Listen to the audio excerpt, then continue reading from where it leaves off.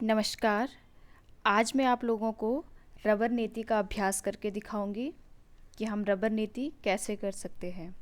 तो सबसे पहले जैसे हम जल नीति के लिए बेसिक जो हमारी क्रिया रहती है, हमें कागासन में बैठना है। अपने नाड़ियों को यानी कि अपनी जो भी हमारी दाईं और बाईं नाड़ी है उनको एक बार गहरी लंबी श्वास लेकर और छोड़कर फिर उनको देखना है कि हमारी जो नाड़ी है वो कौन सी चल रही है।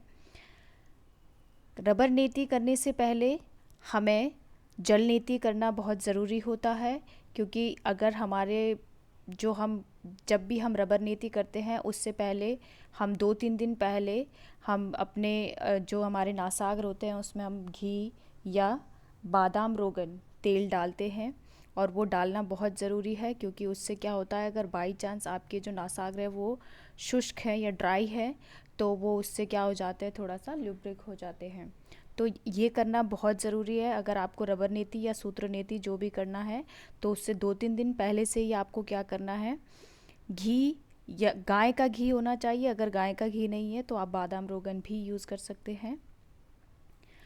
तो जल नीति इसलिए हम रबर नीति से पहले करते हैं, क्योंकि जो तेल या घी जो भी हमारे नाक में हमने रात को डाला होता है वो इससे साफ़ हो जाता है, जिससे हम जो भी रबर नीति या रबर नीति या सूत्र नीति जब भी हम करते हैं तो वो बाधा उत्पन्न नहीं करता है। तो जल नीति हम पहले करेंगे, उसके बाद हम रबर नीति का अभ्यास करेंगे। ठीक है। तो जल नीति की क्रिया मैं आपको पहले भी करके दिखा चुकी हूँ और मैं इसमें भी आपको करके दिखा रही हूँ।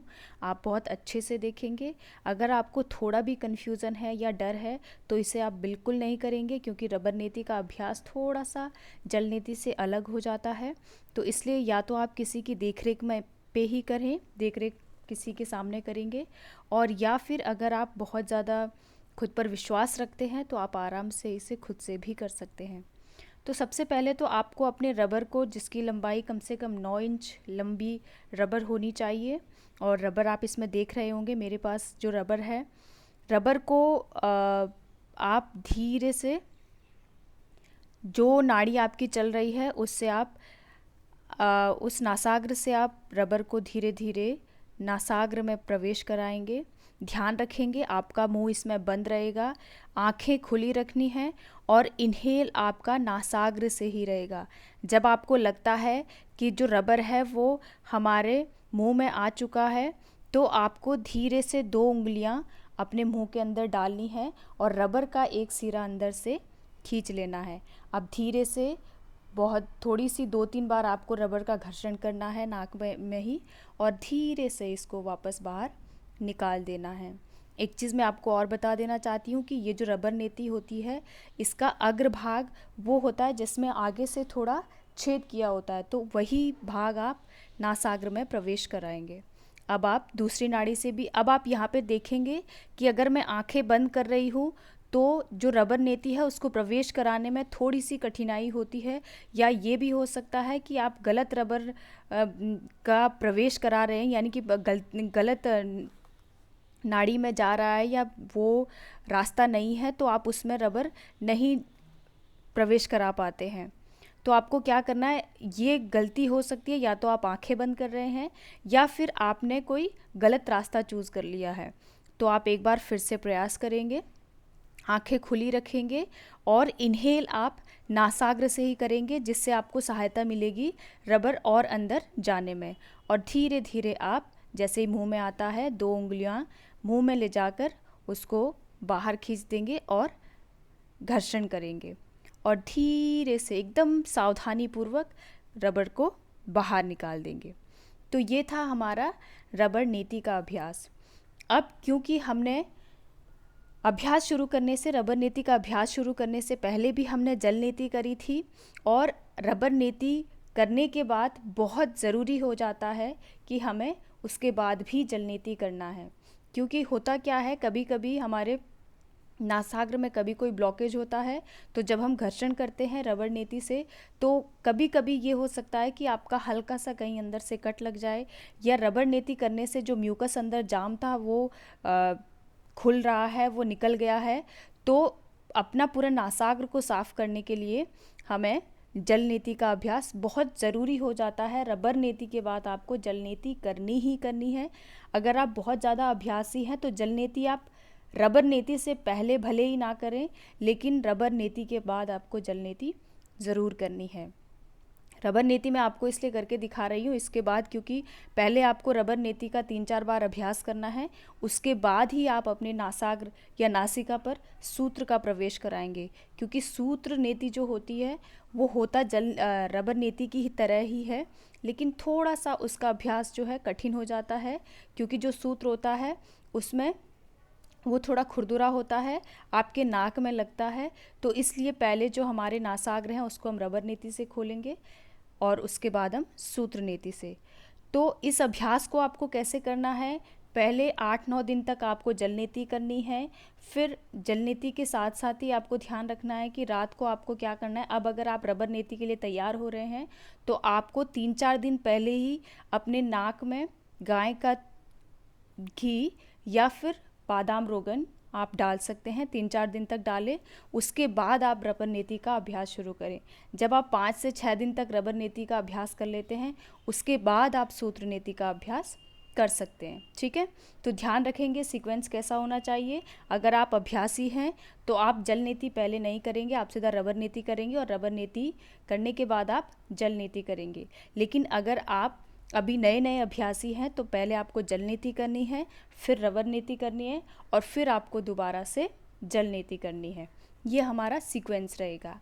अब जो हमारे नासाग्र में जल नीति द्वारा जो पानी गया है उसको कैसे निकालेंगे ये मैं आपको पिछली वीडियो में भी बता चुकी हूँ, और इसमें भी मैं आपको पूरा क्रम बता रही हूँ कि कैसे कैसे हमें करना है। अब हम देखते हैं कि सूत्र नीति जो होती है इसके क्या फ़ायदे होते हैं, कैसे करना है ये हम समझ चुके हैं, लेकिन इसके फ़ायदों के बारे में हम जान लेते हैं कि ये जो सूत्र नीति है या रबर नीति है इसके क्या फ़ायदे होते हैं।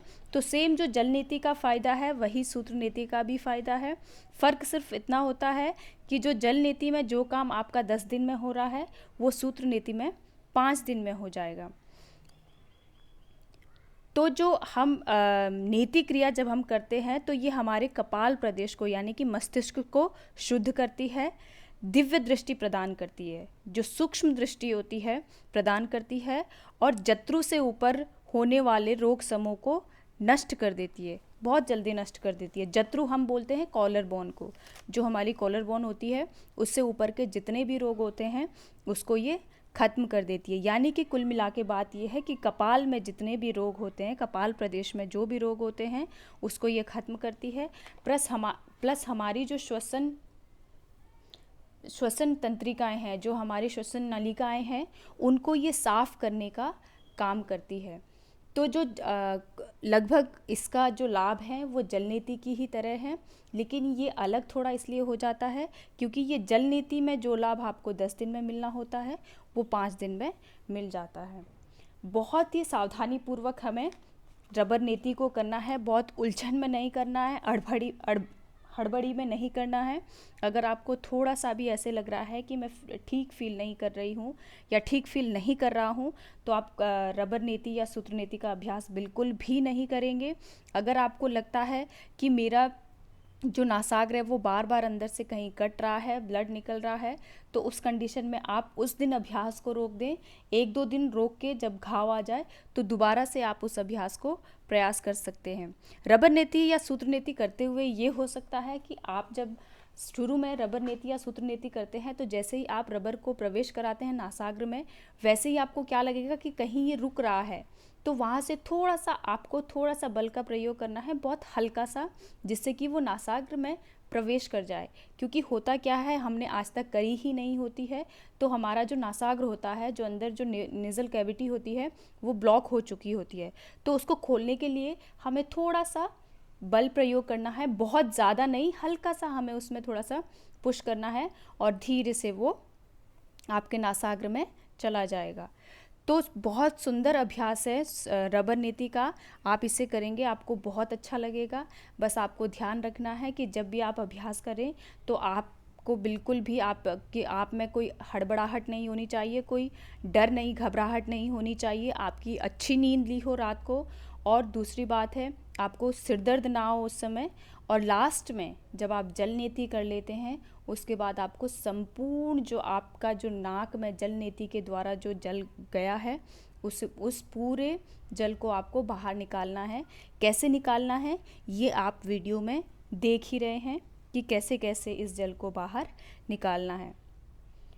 तो आशा है आप सब लोगों को रबर नीति समझ आ गई होगी। मिलेंगे नेक्स्ट वीडियो में, तब तक आप सभी लोग अपना ध्यान रखें, खुश रहें, स्वस्थ रहें, मस्त रहें।